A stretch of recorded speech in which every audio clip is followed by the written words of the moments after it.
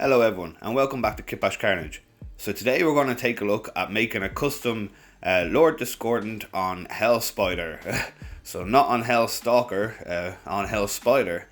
Basically I've kind of came to the conclusion that the Lord Discordant on Hellstalker isn't as big as he should be, and in that fact he isn't as menacing as he should be. So we're going to make a new one. So I found this like spider for Halloween in our shop, and I just ended up grabbing them up, or picking them up should I say. And I'm just going to use this as the base for our little creation that we're coming up with. I say little, but it's absolutely huge. It's like 1 foot wide by like 1 foot length, you know. 1 foot by 1 foot. It's huge. It's quite big. It's about 3 times the size of a Hellstalker. But here we go. So first we're just going to end up cutting off some legs just with our Dremel here, using our rotisserie blade part. Just be careful, wear some PPE eye protection when doing stuff like this. And then we're just going to sand off the rough areas, trying to get an angle, trying to make this spider look like it's walking or it's in movement. Vary it up from the actual posture that it was in when we got it, just to give it that bit of uniqueness. And like I said, make it have that movement kind of look towards it, as if the legs are coming up and he's trying to move forward.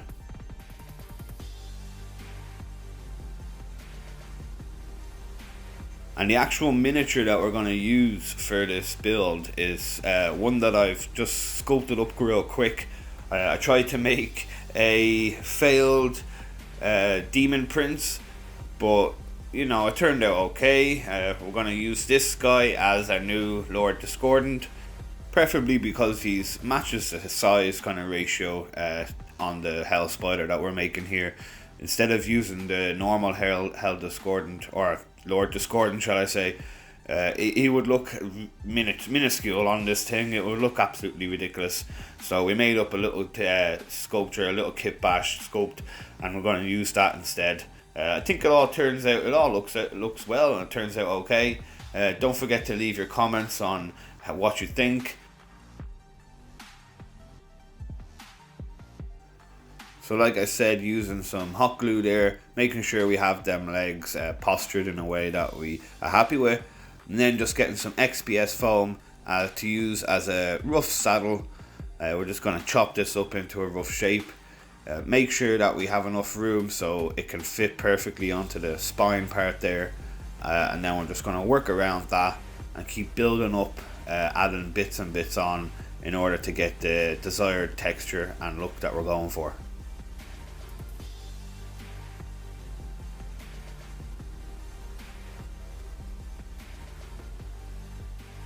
As you can see, I'm not really that neat in doing this.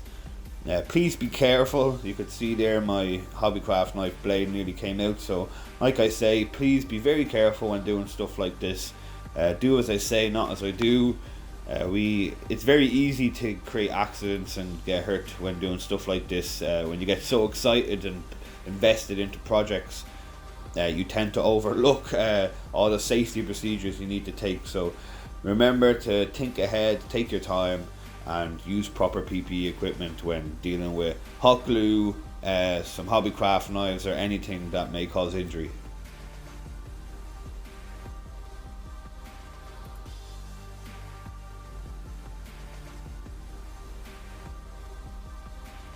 Sometimes I think I should be sponsored by somebody who sells hot glue or supplies hot glue sticks, because I probably go through about a minimum of 10 hot glue sticks per project like this. I couldn't even tell you how many we went through in this one, but my recent project, I've gone through about 26 hot glue sticks and we're not even finished yet. So somebody sponsor me with hot glue sticks.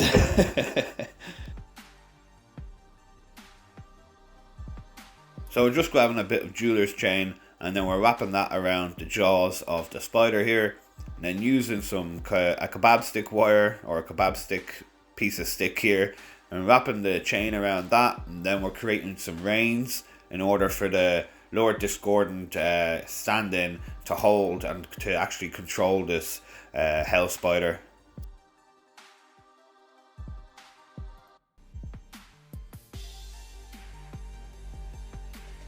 So we're just making sure that we have a decent enough length and it's in the correct position that we're going for.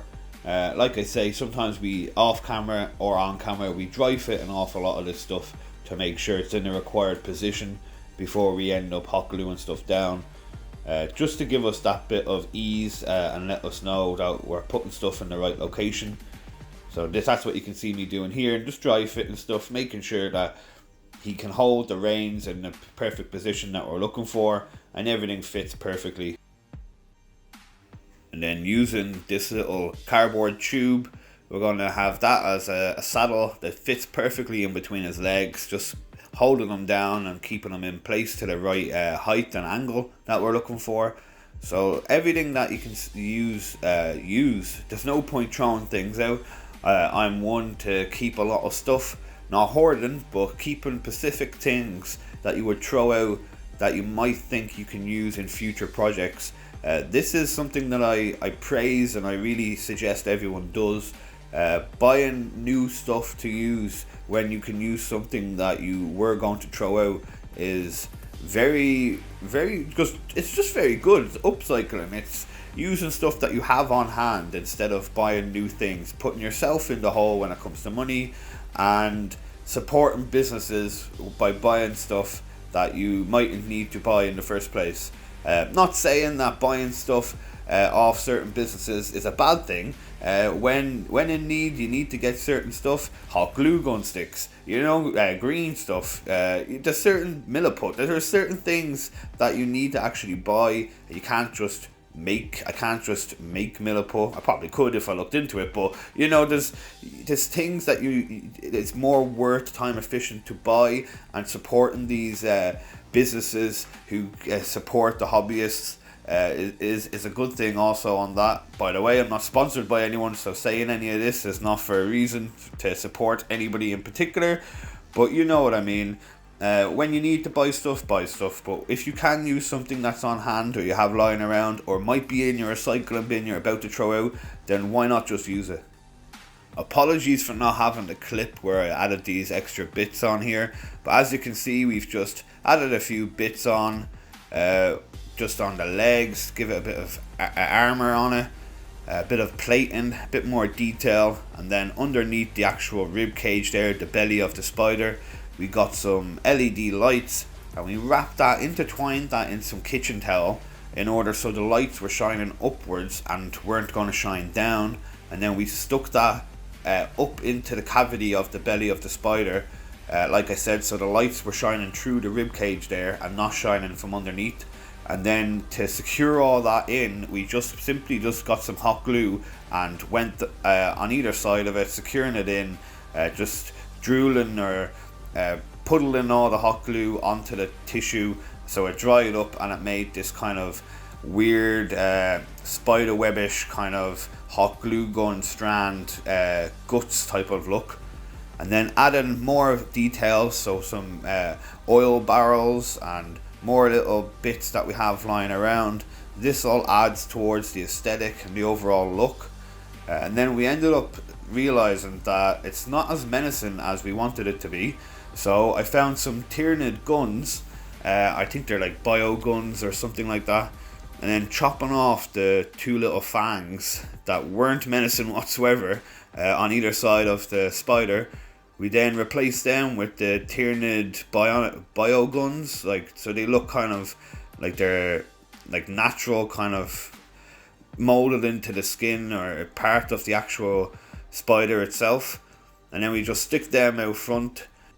Makes it look quite menacing and gives it that overall effect of dread, like it's a huge bionic robot spider being that is approaching you and can shoot you down with just its laser cannons on its head. Or as you can see there, I'm also putting some guns underneath the plating there on one of the arms, so it has like flamethrowers or guns on the arms. So this is what we have so far. As you can see, I built up the saddle there a bit more with some more XPS foam, adding some little pistons in between the legs. Then we found some kind of ribbon here. It's just hobbycraft and ribbon stuff trim, and we're going to arrange that around the whole saddle, giving a bit of a gothic style look. And then I was thinking, I was looking at this whole thing, and I was like, do you know what? It can be more menacing. It can be bigger. So we're now going to make a kind of a scorpion-ish tail here. So we're making this out of some wire, a bit of XPS foam that we found and just roughed up, and then adding a Bionicles bit to the end of it for a little like scabbard, kind of like a pincer type thing, like it's a scorpion pincer.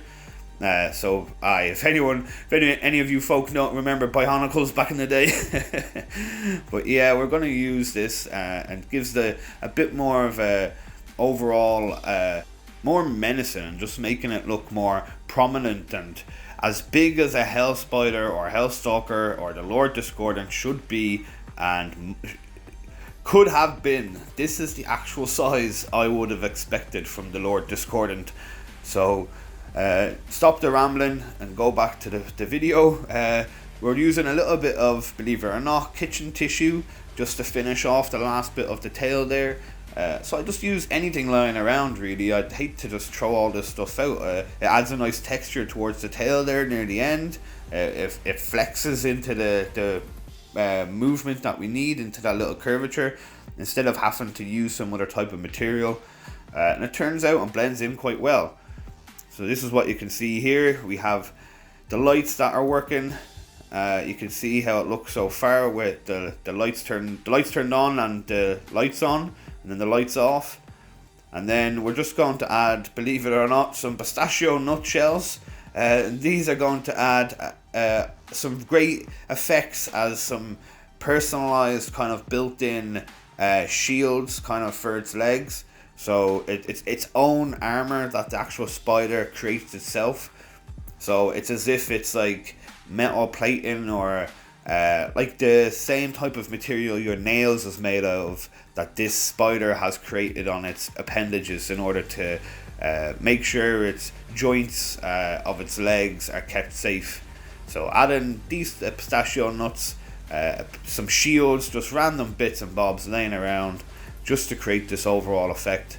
And remember, be careful using hot glue. As you can see, my fingers are covered in hot glue. I'm just used to this with the work I do, so my hands are pretty kind of, I don't forget that word, you know, when you touch hot things all the time and you become numb to it really. So yeah, just be careful.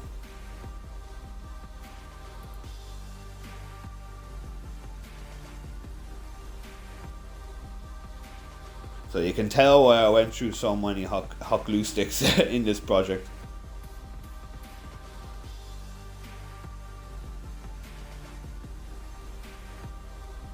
So my overall plan was to get this out before October ended, but life happens and things come up, so you're getting it now.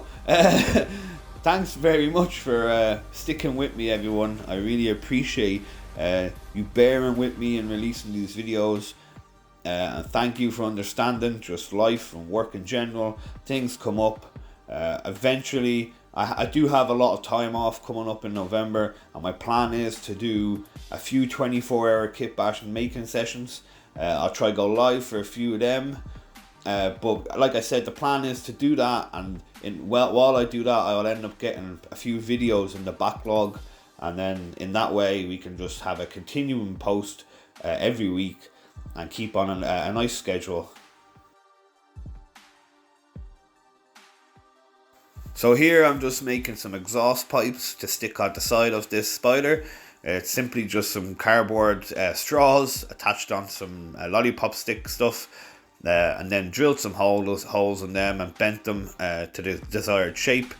And then, as you can see here, we're just cut out some straps to go around the armor plating, and this just gives more of a effect that these are kind of part of it, or they're strapped on, or it's not just being held by crazy physics, you know, in floating in midair. So adding all these little bits towards this adds towards the overall look and the aesthetics and the realism of the thing itself. So you can see here we're just adding some chain and some more of the pistachio nuts down, or the pistachio shells, shall I say? I can't even talk now. And then a bit more jeweler's chain, and then just wrapping that jeweler's chain around the tail, giving more detail, more character, and more aesthetics to the overall piece. And another quick one, the little spike you can see in between the Bionicle's claw, that's a metal hand off of a clock, off a small little like watch clock for your wrist. Yeah, so we use a lot of stuff here, you know. You can see the gears and the pistons in between the legs, the jeweler's chain wrapped around, we have guitar string, we have a strap on the underneath of the belly, that's to hold down the saddle itself. You know, a bit of everything going on here. The pistachio nuts, like I said, the exhaust pipes, the barrels of oil. We have some pins sticking out of the saddle itself to give it more of a chaosy look. Then there's the hot glue type look I said. We have a bit there for the neck with some gears coming out to give it more bulk. And then this is what it looks like after we painted it with some black, just a base coat. And now I covered up the little slits with some tissue paper in order so we can get that light still coming through at the end, like you see here. When you end up painting all this with a base coat, everything tends to tie together. It's hard for some people when they see stuff not painted to see the finished product. But thank you very much for staying tuned, sticking tuned, and see you in the next one.